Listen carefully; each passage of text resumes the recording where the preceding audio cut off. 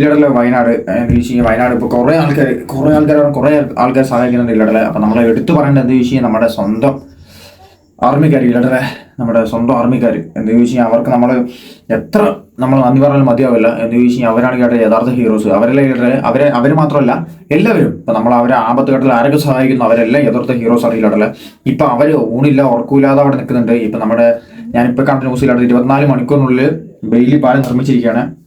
24 മണിക്കൂറില്ലാട്ടല്ല, 24 മണിക്കൂർ കൊണ്ട് ബെയിലി പാലം നിർമ്മിച്ച് അതിന് ഉറപ്പൊക്കെ ടെസ്റ്റ് ചെയ്ത് അതിന്റെ ഗുണനിലവാരമൊക്കെ ടെസ്റ്റ് ചെയ്ത് വണ്ടികളൊക്കെ ഓടിച്ചു തുടങ്ങി.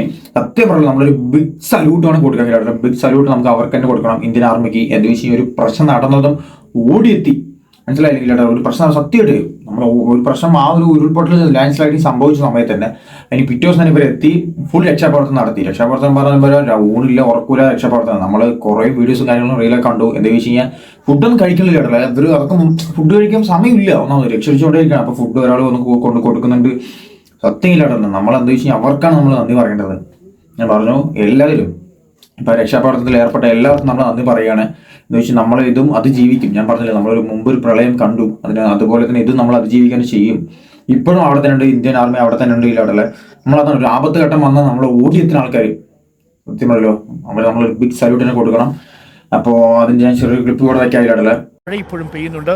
മഴയെ അതിജീവിച്ചുകൊണ്ടാണ് ഇത് ആർമിയിൽ 24 മണിക്കൂർ കൊണ്ട് ബെയിലി പാലത്തിന്റെ നിർമ്മാണം പൂർത്തിയാക്കിയ, അതും അതിസാഹസികമായ ഒരു പ്രദേശം ആണ്. വളരെ ചലഞ്ചിങ് ആയ ഒരു വെല്ലുവിളിയാണ് ഇന്ത്യൻ ആർമി ഏറ്റെടുത്ത് നടപ്പാക്കിയിരിക്കുന്നത്.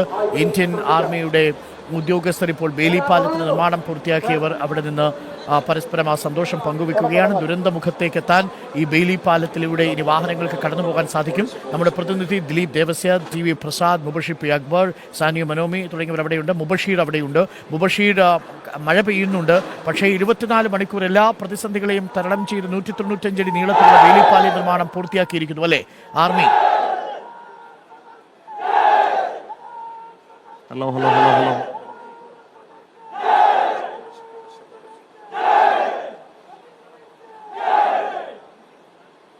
അപ്പൊ അതാണ് ഇല്ലാതെ കണ്ടില്ലേ. എന്താ വെച്ചാൽ നമ്മളൊരു ദുരന്ത മുമ്പിൽ മനുഷ്യർ പകച്ചുന്ന സമയത്ത് ഒരു കൈത്താങ്ങാൻ എത്തിയതാണ് നമ്മുടെ ഇന്ത്യൻ ആർമി.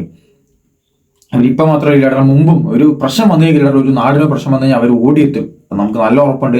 പിന്നെ നമ്മുടെ കേരളം സംഭവിച്ച് നമ്മൾ വെറുതെ ഗോഡ്സ് ഓൺ കൺട്രി എന്ന് പറയുന്നത് എന്താ വെച്ചാൽ എല്ലാവരും സഹായിക്കാണ്ട് ഇല്ലാടല്ല. ഇപ്പൊ നമ്മൾ ഏകദേശം ചാരിറ്റി ഫണ്ടൊക്കെ നോക്കിയില്ലടല്ല. സൂര്യ, കാർത്തിക്, ജ്യോതിക അവരുടെ ഒരു ഫാമിലി ഏകദേശം 50 ലക്ഷം അങ്ങനെ സ്പോൺസർ ചെയ്തു, 25 ലക്ഷം 50 ലക്ഷം സ്പോൺസർ ചെയ്തു.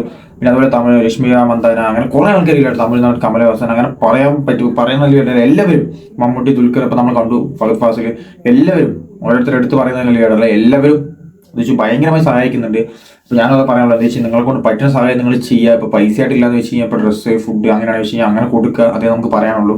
ഇപ്പോൾ ഞാൻ പറഞ്ഞതിലേട്ടാ ഈ ബെയിലി പാലത്തിൻ്റെ കാര്യമാണ്. എന്ന് വെച്ചാൽ തകർന്നടിച്ച് പോയ പാലത്തിന് ഒരു 24 മണിക്കൂർ കൊണ്ട്, വെറും 24 മണിക്കൂർ ഇല്ലടല്ല, 24 മണിക്കൂർ കൊണ്ട് നിർമ്മിച്ചു.